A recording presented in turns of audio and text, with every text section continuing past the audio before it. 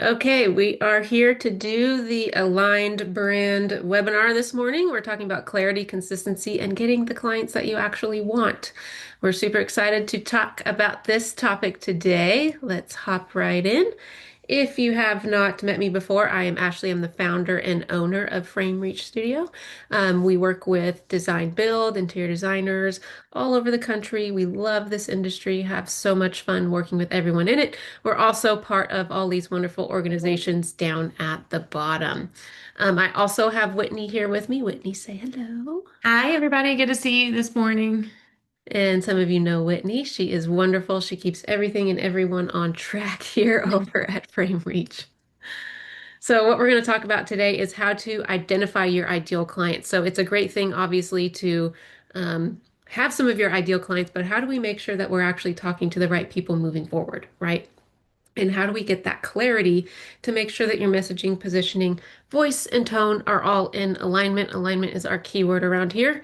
And how do you ensure that your consistent branding happens on all of your channels, right? Just because you're over on Instagram or in your email or on your website doesn't mean that everything should look different, right? We want them all to look the same and be consistent. We also want to understand when it's time to come back, right? Our businesses grow, things change, your team changes, which is a good thing, but we want to make sure that our marketing isn't left in the past. Okay. If you don't already have our workbook, you can grab it right here with that QR code. That'll download for you PDF and you can work through this session with us here today. You can also, of course, grab it for later too. And this will be in the follow-up email as well. Okay, so what here sounds familiar? We read at our website and we're not getting any inquiries, right? Our branding felt right when we started, but we've outgrown it.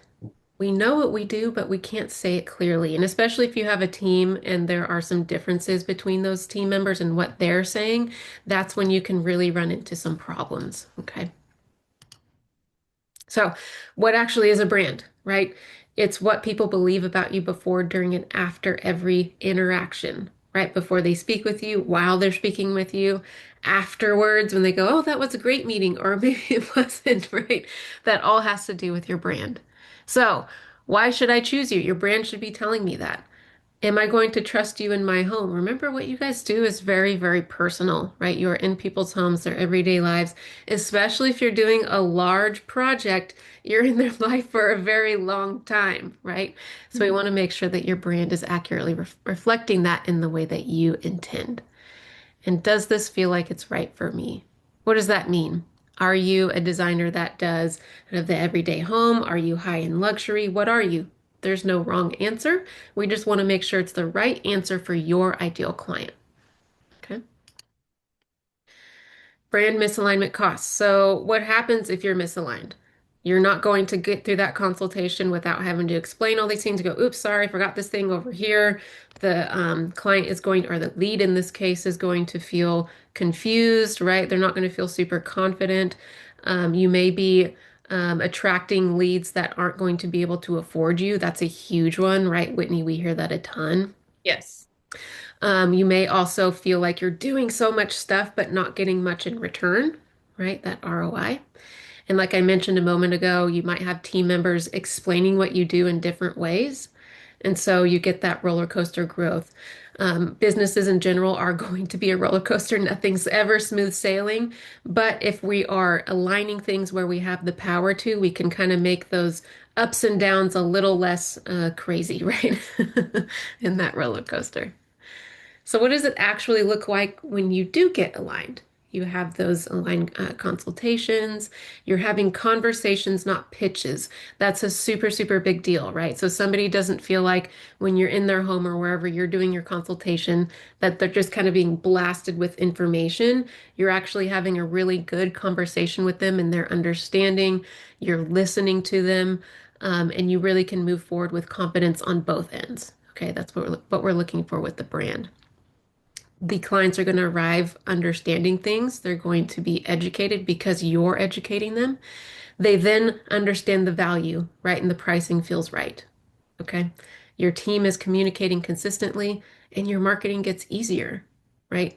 Remember, it's not just attracting more, it's about the right ones, the right clients that you're attracting. Yeah, and she hasn't like fully touched on this yet, but like one thing to keep in mind is like you don't want to be putting marketing dollars towards something that's not actually even effective. So besides some of the other things she mentioned earlier about, attracting the wrong people and that sort of thing, you don't want to be spending your, important dollars as a small business on something that's not reaping the actual rewards that you're wanting to see out of that. So that's why this conversation is super important. Absolutely. So we have 6 pillars here that we're going to go through in detail on each one. Again, these are in the workbook if you want to work through here or alongside later. We want to talk about your ideal client clarity, the positioning and messaging, your brand voice and tone, your visual identity. That's a big one because a lot of people think branding, that's just my logo, but it's all of these things. Hmm. Your website and digital presence, excuse me, and then your content and how you show up. Okay. So let's start with the ideal client clarity. Who are we actually talking to here, right? Who are they? Where are they at? What is important to them? And how do we align that, right? And if your ideal client isn't clear, this is where you need to start. We're going to talk about a little bit later if you're like, okay, I'm good on pillar one, but I'm not sure about three and four. We'll talk about how to get started and feel confident in you moving forward. So if you are not, you don't have any idea of what this is or who this is, think of that perfect client. Oh my gosh, that project went great. They were super wonderful to work with. Who is that? And then build from there so you're not starting with a blank piece of paper. So once you understand your ideal client, you move from being unclear, of course, you're kind of generic, you're not really communicating who you're best for, and that person isn't going, ah, that's me, I want to work with so and so, right? But when we do get that ideal client clarity, excuse me, we are filtering out the bad leads, right? And we're also not wasting their time too. So it's not like we're just pushing people away and going, no, no, no. We're making sure that they know that they are to look somewhere else too, right? It's a win-win in this scenario. We also want to be able to speak directly to their problems, right? Hey, Hmm. we are great at kitchen design, or we're best at whole home design, new construction. You want to be super clear about what you're offering so that they go, that's what I need, or it's not what I need, right? And you also don't even want to get into the business of doing things that you're not wanting to do. So like making sure that that's super clear because you're, communicating that these are, X, Y, and Z is what I do so that they're not looking for A, and coming to you and this, having those same kinds of clients coming to you asking for something that is not something you actually want to take on. Making sure not only are you communicating what you do, but making it very clear like what you don't do is just as important. Yes, totally. Love that. So how do we actually identify them, right? You've got that perfect client in mind and you're thinking, okay, now what? So walk through all of these questions here. Feel free to take a screenshot of this so you can come back to it later. But what was the kind of project? What are their interests? What do they value? How do they communicate, right? Were they communicating within the boundaries that you set for them? Did you set those boundaries, right? Did they respect those boundaries? Are they respecting your process? Are they looking for a guide? There's all sorts of things here to help Mhm. you identify that ideal client. It's not just about where they live and their age, right? It's about all these different things that make them a great client, and you can speak to all of this in your content. So, what makes you distinct and how can you say it clearly? The space your brand occupies in the mind of your ideal client is your positioning. It's not just about what you do. Okay, it's what you do that nobody else is doing. Okay. Now, how do we say that? The messaging. This is how you communicate consistently. That's a huge word that we're going to keep bringing up here. Confidently, that as well. And using words that resonate. Okay. Like I said a moment ago, if you are a high-end luxury designer and that word resonates with your clients, great, use that word. If it Mhm. doesn't, do not use that word because they're going to go, oh my gosh, this is going to cost too much for me and I'm not going to contact them. Right. So make sure you're using the right words. Yeah, and then it doesn't even just have to be about cost. Like if you're a designer Mhm. that loves like really bold patterns and colors, make Yeah. sure you're telling people that so that they're not coming to the table and being like, whoa, whoa, whoa, what are you showing me? Like if that's like kind of your thing or the, direction you like to do with your clients, then they need to know that from the beginning if that's kind of where you don't want to be pushing an envelope that's not even going to be willing to open. So just make sure that like you're being very clear, like if, just using that as an example, bold patterns and colors are your thing. Or if you're the opposite, you're a cleaner a cleaner, more, neutral kind of palette, that's kind of what you work with, that those sorts of things, besides like budget and process and all those things, are all of that's being communicated with what you're messaging. Yep, absolutely. Okay, so what about positioning for pillar two here? We're talking about weak versus strong. So if you have weak positioning, if you're saying we create beautiful, timeless interiors tailored to your lifestyle, so does everyone else, right? That's not a strong position. Somebody searching is going to see this other places, and somebody's going to go, well, that sounded like the other five websites that I looked through, right?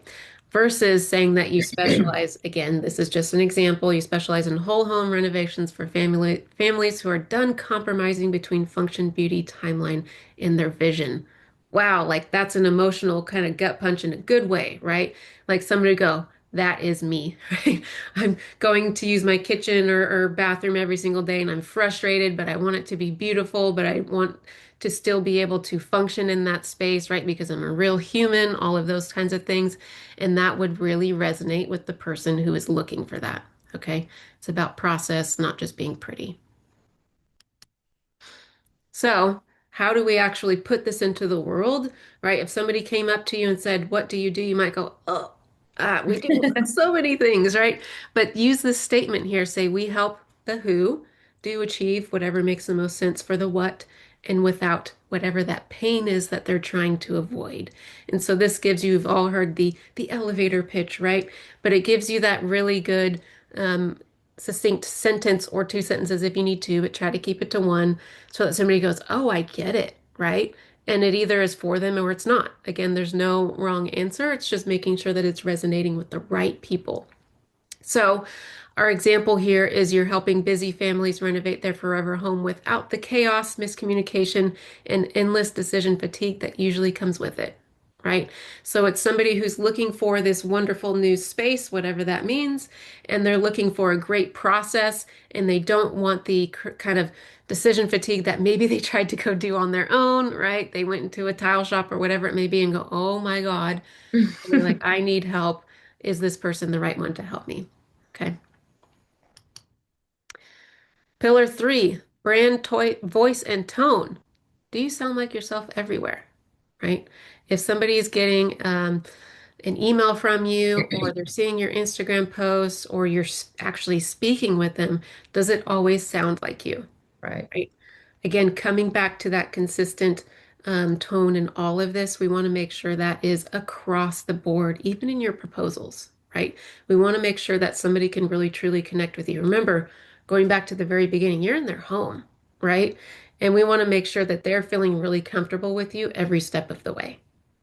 Okay. So, how do we make sure that we get that consistency here? So, we're looking at two examples here, of course, inconsistent, inconsistent on the right. We see that Instagram caption of obsessed with how this kitchen turned out. Cool, right? It doesn't really give us anything, but then we go over to the website and we go, we provide comprehensive interior design. It's very structured, right?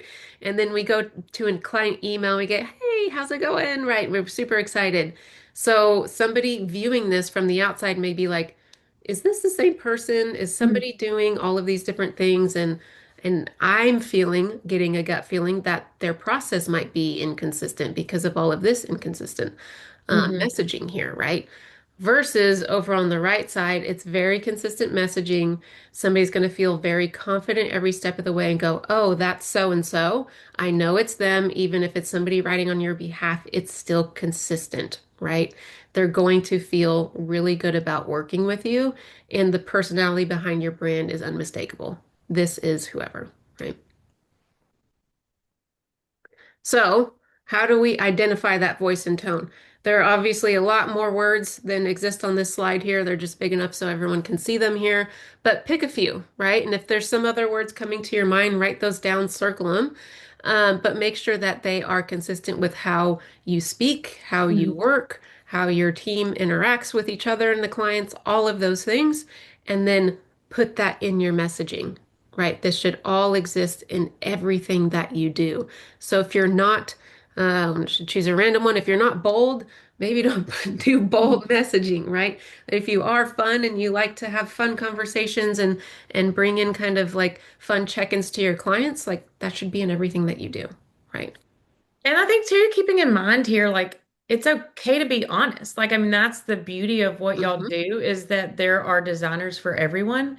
And so don't try and like fit a mold that doesn't fit you by saying like, I want to be professional, but like you're really more of like a fun, bubbly personality in Right. the sense of like how you interact. It doesn't mean you're not professional. But if that's not like the voice that you have in a conversation, like between like Ashley and myself, like you don't want your website to read that way. And then they, like Ashley said, they sit down and meet with you and be like, whoa, this was not what I was expecting. And it's not that it's bad. You've just set an expectation that then you can't fulfill. So just making sure, like, when you're going through these things, that you're being honest with yourself about who you are and like I mean, I would say lean into a little more of like where you want to see your business go, but don't be so extreme with those voice tone words that you can't fit that. So just keep Right. that in mind when you're doing this because like I said, there's no wrong answer. It is literally like there's someone for everyone in design and that's why we want to attract the ones that you actually genuinely want because that is who you are. You're not having to be someone or something in a conversation with somebody that you're not actually capable of. Exactly. And it's good to have somebody help you with this too, because we can all be like, am I that? I'm not sure, right? And kind of question yourself. So you can, ha if you talk with somebody and say, does this sound like me? They may say, actually, like that word sounds more like you. Do you agree with that? And you can kind of have a bouncing board of sorts to make sure that you're going in the right direction. Okay, that visual identity for pillar four. Do they actually reflect the quality of your work? This is unfortunately very commonly not done correctly, right? And what we mean by that is when you're looking at a logo, the graphics, the layout of a website, a flyer, Instagram graphics, literally anything that has to do visually with your business, your proposals, any of that. If it is not up to par with the work that you do, it's not going to set the right tone. Hmm. Okay. If it's messy, the layouts, things aren't lined up, you've got like funky white space that isn't working, right? It's going to not set the expectation. Again, that's another big word for this presentation. It's not going to set the right expectation. Somebody's going to go, oh, did they miss that? Was that a mistake? You know what I mean? And that's not, especially for what you guys do visually, right? That's not the impression that you want to make. So you really want to make sure your visual identity across the board, not just your logo, aligns with your work. So, what does this mean when you're misaligned versus aligned? If you are a high-end kitchen and bath design firm, just for ease of example here, and you have a generic logo, right? That's just kind of a sans serif font with no real weight to it.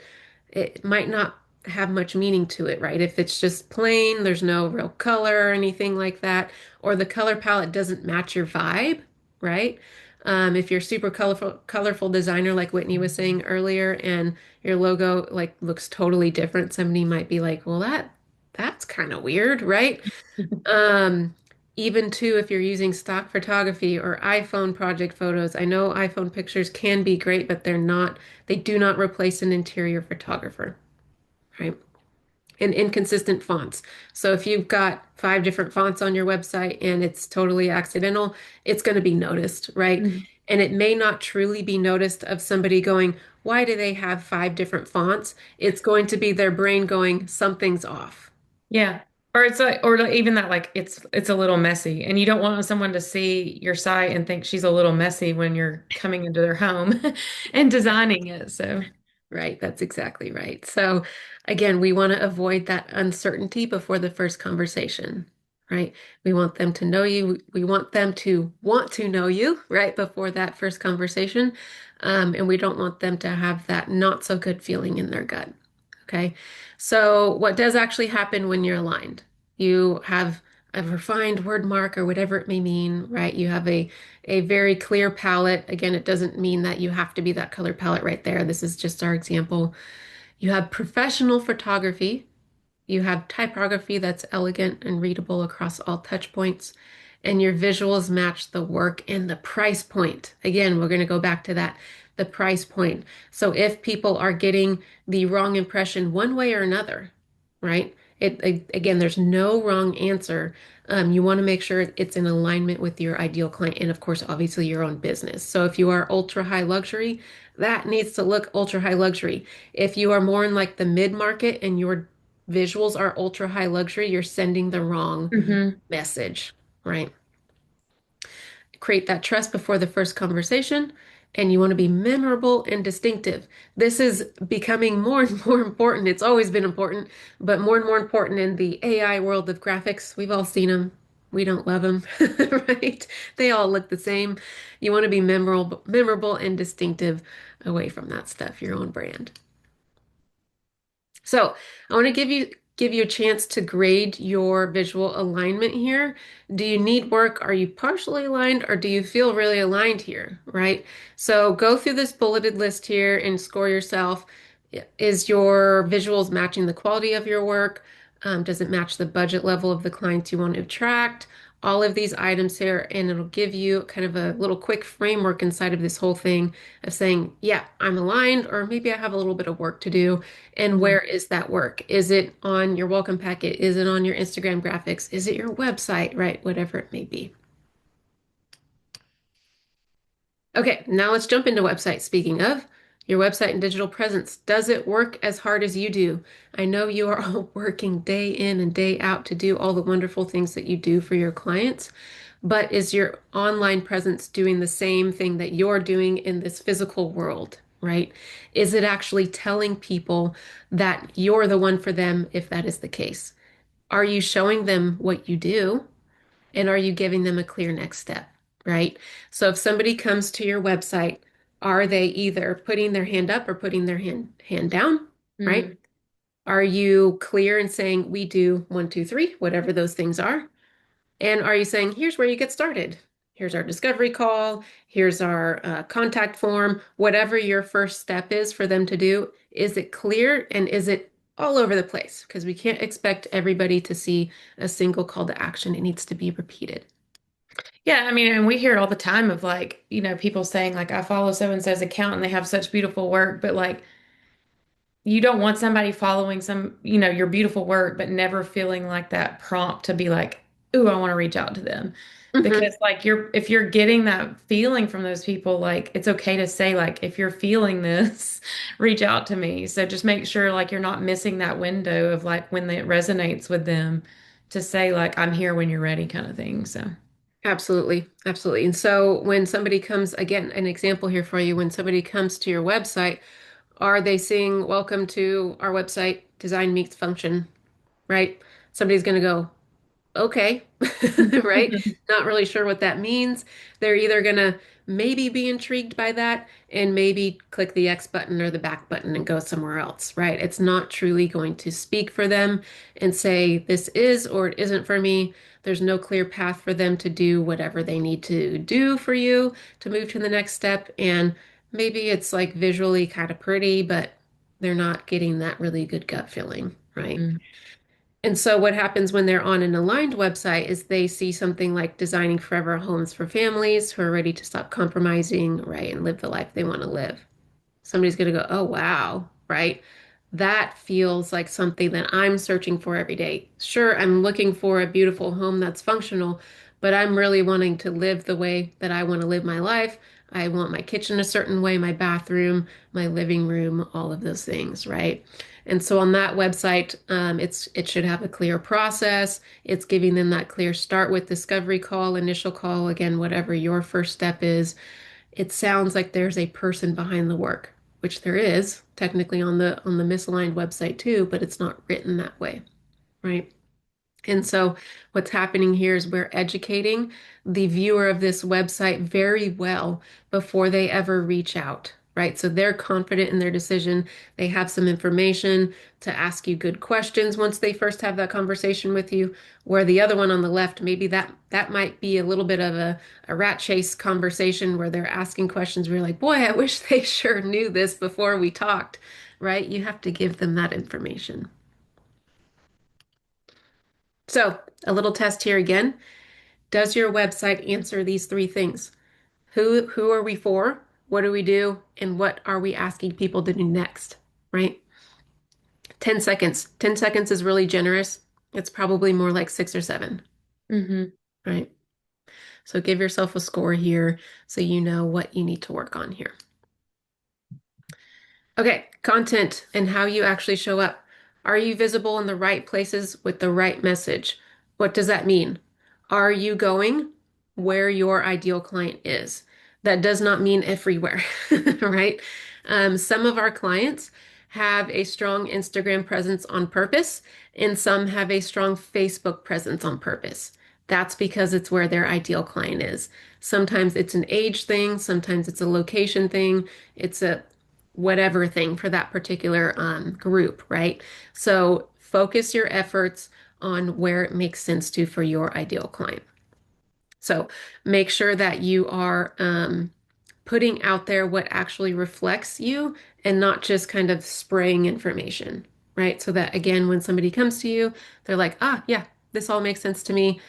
I'm now like wanting to move forward to the next step and everybody's kind of in alignment and we're not like kind of like I said doing the rat race situation and trying to corral that conversation. Well, and it's okay like to test things, especially like if somebody's a new designer, and you don't know like where those pockets that are like she said, maybe, the area of the country you're in is more geared towards like Instagram or TikTok, whereas like another part of the country is more Facebook.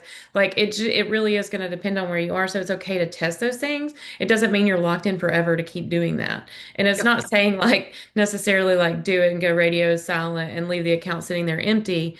But like if you realize really quickly, like, Facebook is not pulling the type of people that I want to pull, it's okay to just then focus your energies, whether it's Instagram or Pinterest or whatever it is, somewhere else. But just know that like there is no like perfect scenario that's ideal for everyone. So you may have to experiment a little, especially if you're newer to the industry. That's exactly right. Exactly right. And so, what does that look like when you have content that is misaligned versus aligned, right? And on the misaligned side, we have a before and after photo, and there's no caption, right? No story, nothing that anybody can actually connect to.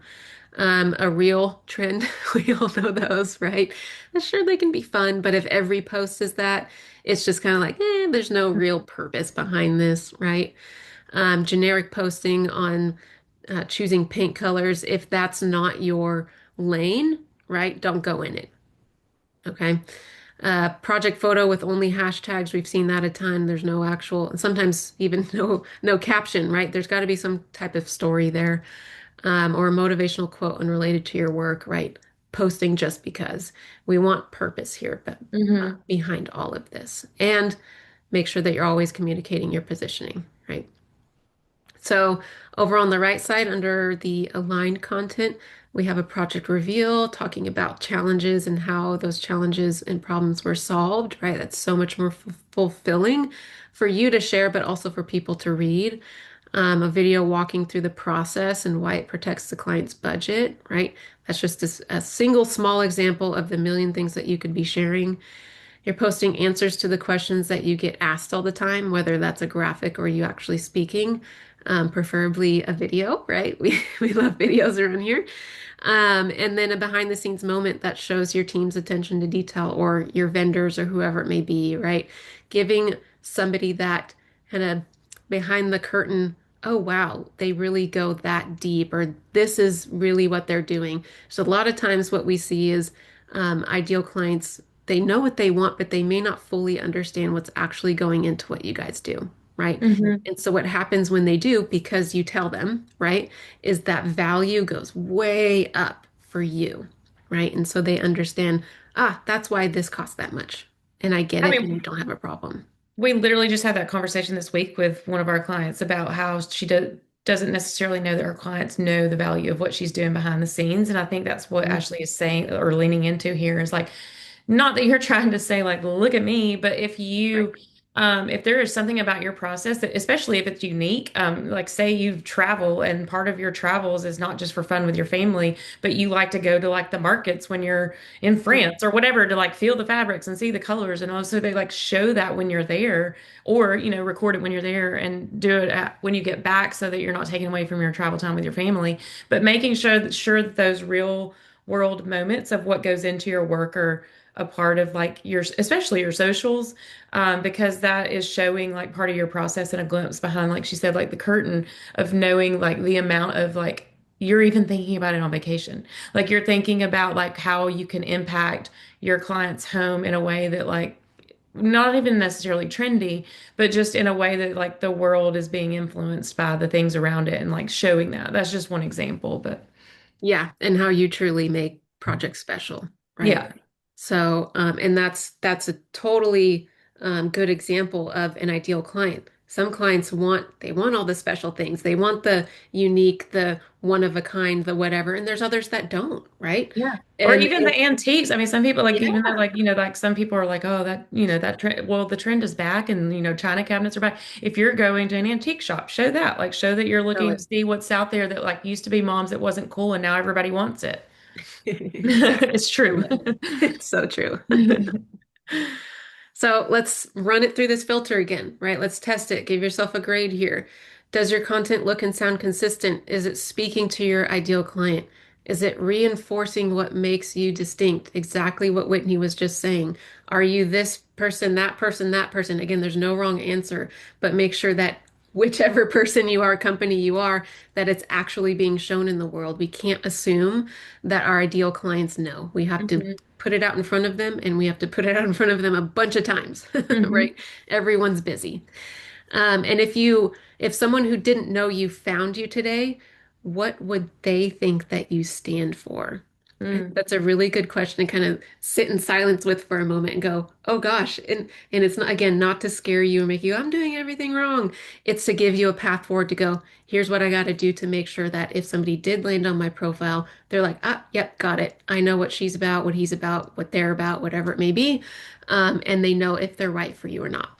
Okay. hmm And ask yourself after you've gone through those questions, what's the one thing you could change in your content or improve or add or remove, right? That could make your content more aligned. Think of it that way too. It's not always about doing more. It could be about changing something or removing something that's not aligning.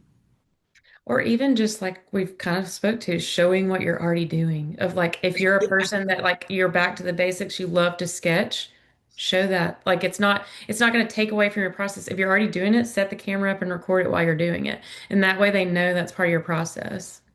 Absolutely. Absolutely. And in this AI world, right? AI is great. We love AI, but there is a hunger for human touch again. It's kind of like what happened after COVID.